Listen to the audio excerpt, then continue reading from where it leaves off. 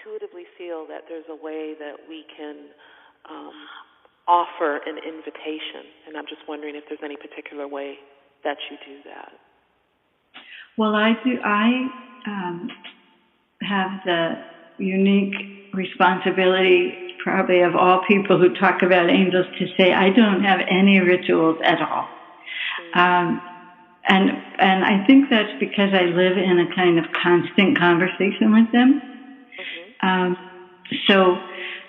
But I can suggest some. And the ones that I teach in the Soul Caller training and all my work, they're very simple and really effective. And the first one is to just look around the room and become aware of what's already here, and to start to notice that everything around you in the physical world has a story and a relationship to you, right? So it has that candle I'm looking at came from my mother. That's like a story that candle has.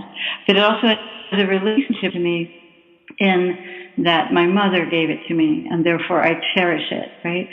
So I draw that object closer to me in that way. In the same way, we can look around our lives and look at all the ways that we're already blessed, right, by the support of this unseen force. So one of the first things I ask people to do is go out into the world and take what I call feather walks every day, every other day, whenever you can, even if you're just walking to the office, right, from your car to the office, or walking around the grocery store. Do so in the mindset, or the mindset or heart set, you might say, of being spiritually present to what's here besides what you can see with your eyes. So, to be clear, the first thing would be coming into relationship with what's here in the manifest world and noticing that you have a relationship with everything you see. And the second thing is asking for relationship with what you don't see. And allowing that to speak to you in ways that might surprise you.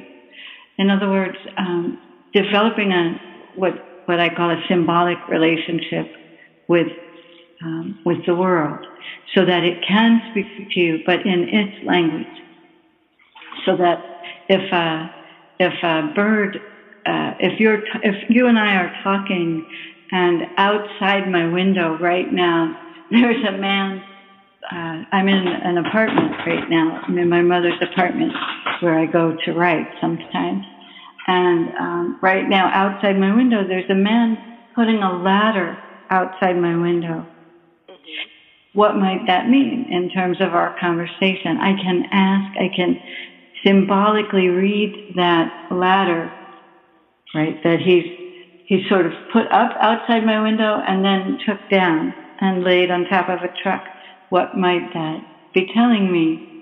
What does that bird flying by, or as sometimes happens to me when I'm working with a client, a bird might fly right into the window and fall to the ground and sort of get ruffled and then fly away. What does that mean?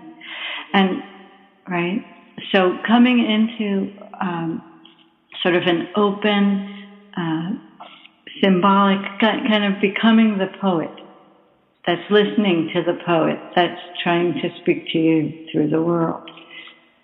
Does that make sense? Yeah. Yeah, absolutely. That's lovely. Yeah. Lovely. Yeah, and so I just want to answer you also one other thing that you said about the idea that the angels are always there.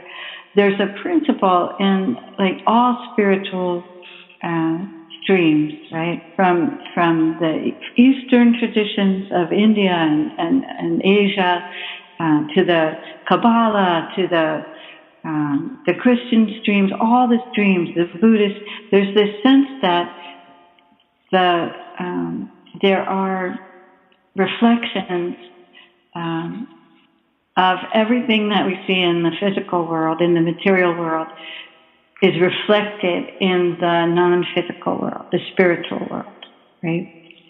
And by the spiritual world, I mean the world of energy and pre-form, but the world of shimmering, glittering, magical, flowing prana or chi that's everywhere all the time, right? And so if we understand that the angels are always there because we are always here, and, as Doreen Virtue teaches, each of us walks with at least 2 guardian angels. Well, of course we do, right? We have an angel that reflects us as a physical body, right? So we have the angel that sort of takes care of our health, takes care of our well-being, but also there's the angel that represents us as a spiritual being, right? So there are these 2 aspects meeting each other. So of course we have 2 reflections in the world of energy.